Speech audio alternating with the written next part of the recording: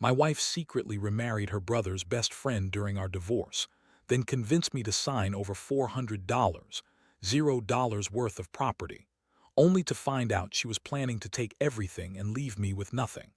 I never thought I'd be one of those guys who finds out his wife has been cheating on him through a series of bizarre and almost unbelievable events, but here I am. It all started innocently enough, or so I thought. My wife Lisa and I had been married for about 6 years. We had a pretty normal life, busy, workaholic, trying to make ends meet. I was a construction manager and she was a freelance graphic designer. We didn't have kids, which I sometimes wondered if that was a blessing or a curse, but that's another story. At first, I noticed little things. She was more distant, texting more often late at night, brushing me off when I tried to talk about our future. I chalked it up to stress, work, or her being busy. Still, something felt off. She was bitchy more often than usual, snapping at me over nothing, and she started dressing differently, more provocative, more sexy, she said. She claimed. It was just a new style, but I couldn't shake the feeling that she was trying to impress someone else. Then came the night I caught her. I was working late one night and decided to check her phone because I'd noticed her hiding it more and more. I didn't have a reason to suspect anything, but my gut was telling me to look. I found texts, flirty, suggestive messages with someone named Jake. My stomach dropped. Jake was her brother's best friend, a guy who had been in her life for years. I'd met him a few times, always thought he was a decent guy. Turns out he was more than just a friend. They'd been texting nonstop and the messages weren't just friendly. They were full of plans to meet up, talk about sex, and all kinds of other shit I don't even want to remember. I couldn't believe it. My wife, the woman I loved, was cheating on me with someone I'd grown to trust. And what made it worse? She was lying about everything. She told me she was working late, going out with friends, or just staying home to work on her projects. But she was out, sneaking around with Jake, probably doing God knows what. I felt sick, betrayed, humiliated.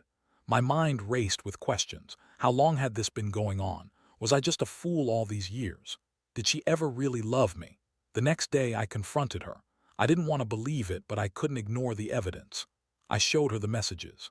Her face twisted into a sneer, and she started lying right there in front of me, saying I was crazy, that I was reading into things.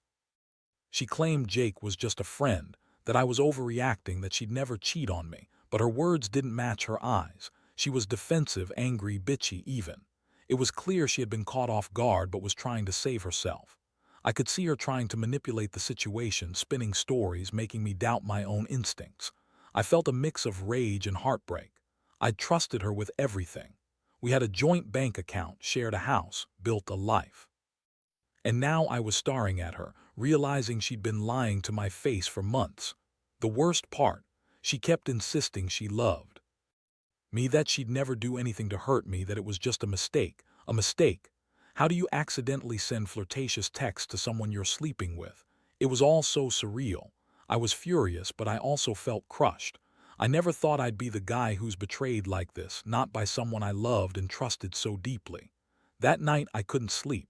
My mind kept replaying the moments. Her lying, her sneering, the texts I found, everything. I realized I couldn't keep pretending everything was fine. I had to decide what to do next. But one thing was clear. I wasn't going to let her get away with this without consequences. I needed to think, to plan. Because if she thought she could cheat, lie, and manipulate her way out of this mess, she was dead wrong. I wasn't just going to walk away and let her take everything. No, I was going to fight back. I had to find a way to make her pay for what she'd done. After I confronted her that night, Lisa's reaction only confirmed what I already suspected. She was a master at lying and twisting everything around. She started crying, acting innocent, wiping fake tears from her face and insisting she didn't mean for it to happen. She said Jake was just a fling, that she was confused, that she loved me but was just lonely. She threw in the classic line, "You don't understand how hard I've been working, how stressed I am. This was just a mistake, a one-time thing." Honestly, it made me want to vomit. How could she be so dismissive? Like I was just some fool who'd believe any excuse she threw out. I sat there, listening to her babble, feeling my blood boil. I was trying to keep calm, but inside I was raging. I knew her well enough by then that I could see through her bullshit. She was a bitchy, manipulative woman who'd lie her way out of anything. I could tell she was trying to soften me up, to make me feel guilty so I wouldn't leave her. But I wasn't that stupid. I knew she had been planning this for a while. I started thinking about what this meant for my life, my money, our house, everything we'd built together. I'd always been the responsible one, the one working hard, trying to keep us afloat. And now I had to face the fact that she might have been planning to screw me over all along. I remembered how she'd been pushing me to sign some papers recently, talking about how she wanted us to split everything fairly. She had been acting strange, more aggressive about the legal stuff, and I now realized she might have been setting me up. That's when I decided I needed to be proactive. I couldn't just sit there and get played. I started digging into our finances. Turns out she had been secretly transferring money into a separate account, one I didn't even know about. I found out she opened a new bank account under a fake name, and I had no clue. She was planning something. I also discovered she'd been secretly talking to Jake about moving out of town, maybe even planning to run away with him after she got her hands on everything. I felt a cold wave of fury. I realized she'd been lying from the start, probably even planning to divorce me and take everything. That's when I decided I had to fight back. I needed to protect what was mine, and I had to do it fast. I started talking to a lawyer, gathering all the evidence, texts, bank statements, anything that could prove her betrayal and her plans to screw me over. I wasn't going to let her walk away with half my property, my savings, or anything else. I'd worked too hard for that. The more I uncovered, the more I realized how deep her betrayal went. She was planning to remarry her brother's best friend during our divorce, which I found out later, but at that moment I just knew she was up to something. All her lies, her manipulations, they were just pieces of a bigger game she was playing to get everything she wanted. I couldn't believe I'd been so blind. For years I'd trusted her, supported her, believed she loved me. And she was planning to leave me with nothing, maybe even worse, leave me humiliated and broken. That night I couldn't sleep. I kept thinking about everything, her lies, her planning, her sneaky transfers of money, her fake tears. I felt like I was in some twisted nightmare I couldn't wake up from, but I knew I had to do something. I couldn't let her get away with this. I had to be smart, patient, and ruthless if I wanted to come out of this with some shred of dignity. I was already feeling betrayed, but I knew I had to take control or she'd leave me with nothing. That's when I started planning my next move, how to stop her, how to reclaim what's mine, and most of all, how to make her pay for the pain she'd caused. Over the next few days, I threw myself into action. I couldn't afford to let her keep pulling the wool over my eyes. I started talking to my lawyer, a guy named Mark who's been handling my affairs for years. I laid everything out, her texts, the bank transfers, her plans to remarry her brother's best friend, everything. Mark was good. He told me I had a solid case for divorce and that I could potentially block her from taking any of the property, especially since she was planning to remarry someone else during the process. That was a huge shock. She was planning to remarry Jake during our divorce, like she didn't even care about the legal mess she caused or the fact that I'd be left with nothing if she succeeded. Meanwhile, Lisa kept up her act, acting like the perfect wife in front of her friends and family, but I could see behind her fake smile that she was panicked. I caught her in a few lies and she'd get bitchy, snapping at me, accusing me of snooping too much or being paranoid. I didn't care. Every time she threw a tantrum, I just reminded myself that I was doing this to protect myself, to keep her from screwing me over completely. One of the biggest surprises came when I discovered she had been secretly talking to Jake about moving out of town. She'd even been looking at apartments nearby, pretending she was just considering a fresh start. But I knew better. She was planning her escape, probably with Jake's help. I also found out she'd been secretly buying expensive jewelry and expensive clothes, all funded by the money she'd been transferring into that fake account. She was preparing to leave me with nothing, and I felt a mixture of anger and disgust. How could she be so selfish, so manipulative? I remembered how she'd pressured me into signing over that property more than $400, $0 worth of our family home, our savings, everything. She told me she needed a clean break, that she wanted to start fresh, and I naive enough to believe her. I signed everything, trusting her words. But now I realized she'd been planning to take all of it and leave me with nothing. I felt betrayed all over again. It was one thing to cheat, but to steal from me while pretending to love me. That was a whole new level of betrayal. I decided I needed to act fast and get legal protection. I filed for a temporary restraining order to prevent her from transferring any more assets or leaving town with Jake. I also started gathering witnesses, friends who knew about her behavior, her lies, and her plans. I wanted to make sure I had everything in order before she could pull the rug out from under me completely. I knew she was cunning, and I had to be smarter. In the meantime, Lisa was still pretending everything was fine. She'd come home acting innocent, acting like she loved me, but I could see through her. She was bitchy, defensive, and constantly trying to manipulate the situation. She'd accuse me of being paranoid, say I was overreacting, and tell me I was ruining everything. But I wasn't falling for it anymore. I knew her game. I knew she was trying to keep me off balance so she could slip away with Jake, with the house, with everything we'd built. One night I caught her sneaking around the house, trying to pack some clothes into a duffel bag. I confronted her right then and there. She snapped at me, calling me crazy, saying I was overreacting. But I stood my ground and told her I knew what she was planning. Her face turned red, and she started yelling, accusing me of spying, of ruining her life. I told her she'd crossed the line, that I wasn't going to let her steal everything. I threatened to call the police if she tried to leave with my property or money. At that moment, I realized I wasn't going to let her walk away with a single thing, not without a fight. That's when I decided I needed to go further. I contacted a private investigator to get some concrete proof of her plans and her conversations with Jake. I wanted everything documented, just in case she tried to deny it later. I knew she was capable of anything, and I had to be prepared. Every day I felt more betrayed, more angry, but also more determined. I wasn't going to be another victim of her lies. She made her choice, and I was going to make sure she paid for it. Because at the end of the day, she was the one who had betrayed me, cheated, lied, and schemed behind my back. And I was going to make damn sure she faced the consequences. The investigation took a few days, but it was worth every minute. The private investigator I hired was thorough. He followed her, listened in on her calls, and gathered enough evidence to make it clear she was planning to leave me high and dry. I found recordings of her talking with Jake about their plans to run away together, to start fresh somewhere far from here. She even mentioned how she'd finally get rid of that loser husband, which cut like a knife.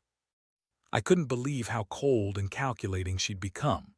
All those years I'd trusted her to be honest, loyal, and faithful, and she'd been planning her escape behind my back the whole time. Armed with this new evidence, I went straight to my lawyer. Mark told me I had a solid case for not just the divorce, but also for an injunction, preventing her from transferring any more assets or leaving the state with my property. We filed for the injunction immediately. I also served her with legal papers, warning her that any attempt to hide or transfer assets would be considered contempt of court. I could see the panic in her eyes when she realized I was serious.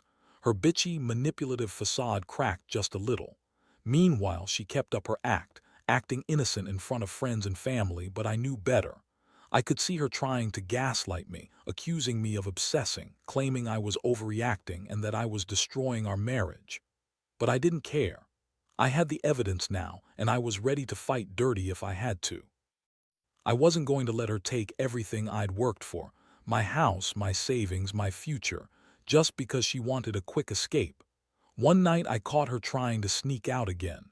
She was packing her bags, looking nervous as hell. I blocked her path and told her I knew what she was planning. She snapped, calling me paranoid, saying I was ruining everything, but I wasn't backing down anymore. I told her if she left with anything, I'd have her arrested for theft and fraud. Her bitchy attitude turned into a full-blown tantrum. She screamed, called me a controlling asshole, and accused me of ruining her life. I just looked at her and said, "You've already ruined mine." That hit her hard, but I didn't care. I was done playing her game. The The next step was to freeze her accounts and ensure she couldn't access any more money or assets. I worked with my lawyer to get a court order to freeze all her accounts and prevent her from making any large transactions. I also contacted the bank directly, giving them a heads up about the court order. I knew she'd try to find a way around it, but I was prepared. I wasn't letting her walk away with my property, my money, or anything else. While all this was happening, I also started secretly communicating with my bank and the house's title company. I wanted to make sure she couldn't transfer the house or any of our joint assets without me knowing. I also contacted a divorce attorney who specialized in high-conflict cases. I wanted to make sure I had all my bases covered because I knew she was capable of anything, lying, cheating, even trying to manipulate her way out of it. Throughout all this chaos, Lisa's behavior grew more bitchy and frantic. She'd lash out at me, accuse me of ruining her life, and try to turn our friends against me. But I kept my cool.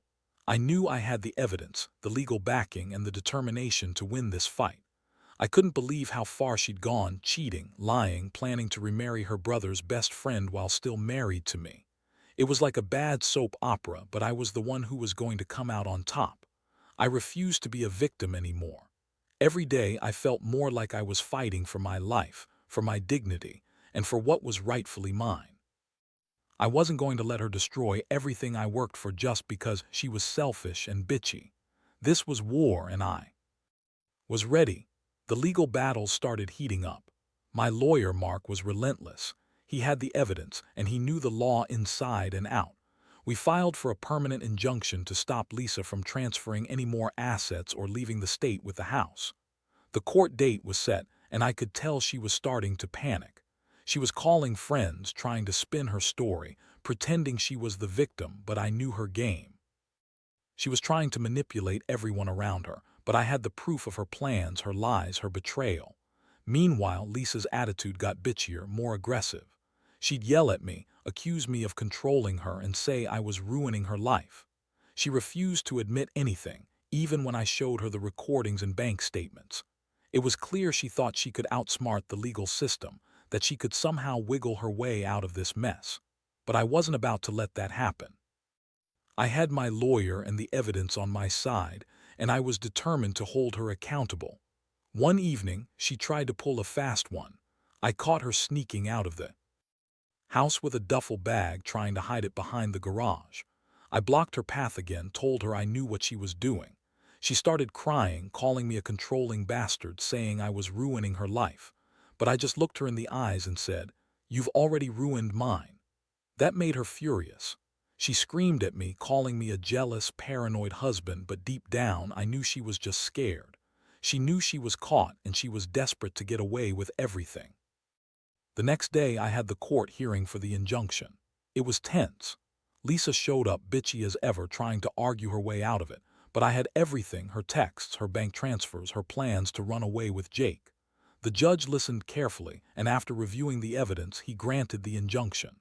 Lisa was ordered to stay away from the house, not to transfer any assets, and to refrain from any contact with Jake. I could see her frustration and anger, but I didn't care. I was finally starting to feel some sense of control. This whole ordeal took a toll on me. I felt betrayed, humiliated, and furious, more furious than I'd ever felt before. But at the same time, I was relieved. I knew I had a fighting chance now. I started preparing for the divorce, making sure all my finances were in order. I also began planning how I was going to rebuild my life after this nightmare.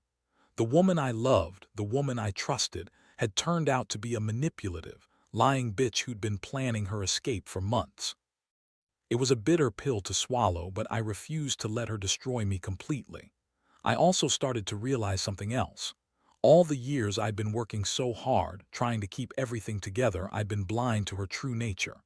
I'd put her on a pedestal, believing she loved me, but her actions proved otherwise. She was selfish, manipulative, and willing to steal everything I had, just to be with Jake and start her new life. I felt a mixture of anger, sadness, and finally, a strange sense of clarity. I knew I'd come out of this stronger, even if it didn't feel like it right now. I had to keep fighting, keep standing my ground, and never let her get away with it. This was just the beginning of the fallout, but I was ready. I wasn't going to let her win. Not after everything she'd put me through. I'd protect what was mine, and I'd make sure she paid for her lies and her betrayal. Because at the end of the day, I knew the truth now, and that was all I needed to move forward.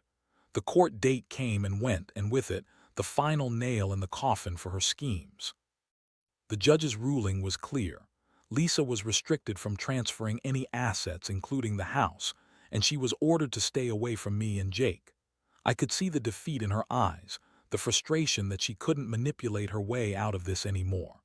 That moment, standing in that courtroom, felt like a small victory, one I'd fought hard for after months of betrayal, lies, and manipulation. In the aftermath, I started the process of divorce. It wasn't easy. There were plenty of bitter moments, especially when Lisa kept trying to blame me, paint herself as the victim, or spin new lies to save her own ass. But I had everything documented, every text, every bank transfer, every sneaky move she made. I knew I had the evidence to back up my claims. The divorce proceedings dragged on, but I stayed focused. I wanted her out of my life, out of my house, and out of my mind. The financial fallout was brutal. She had managed to transfer some money into that fake account, but thanks to the court orders and my lawyer's quick action, I managed to freeze most of her assets. I even hired a financial investigator to track down any hidden accounts or assets she might have missed. It was a long, exhausting process, but I refused to let her walk away with everything. I learned a lot during this, about trust, betrayal, and the importance of being vigilant about your own life and finances. As for Lisa, she eventually moved out, but not without leaving a trail of bitterness. She tried to smear my name among her friends and family, claiming I was controlling and paranoid. But I knew the truth, and I had the proof. I felt a strange mix of relief and sadness. I was glad to be free of her manipulations, but I also mourned the loss of what I thought we had. Still, I realized that staying in a relationship built on lies and deceit would have been worse in the long run. Looking back, I see how naive I was to trust so blindly. I thought love meant supporting each other, being loyal. But it turns out some people are just good at pretending. That bitchy side of Lisa, the manipulative, selfish, lying side, was always lurking beneath the surface. I just never wanted to see it. Now I see it clearly. And I'm glad I fought for myself, for my property, and for my dignity. The whole experience taught me a hard lesson about trust and boundaries. I've become more cautious, more aware of the signs of betrayal. I've also learned that sometimes you have to take the fight to them, gather evidence, stand your ground, and never let anyone take advantage of your good nature. I'm not the same man I was 6 months ago, and honestly, I don't want to be. I've come out stronger, more resilient, and more determined to rebuild my life without her. Now, I'm working on healing and moving forward. I've started focusing on myself, finding new hobbies, reconnecting with friends, and building a future that's truly mine. And I won't lie, it's not easy. The betrayal cuts deep, but I know I'll be okay. I've learned who she really was, and I've learned that I'm better off without her. So, if there's one thing I want to leave you with, it's this. Trust your gut, keep your eyes open, and never be afraid to fight for what's yours. Because if you don't stand up for yourself, no one else will. And sometimes, the biggest victory is just walking away with your head held high, knowing you did everything you could. That's what I did, and I'm finally starting to feel free.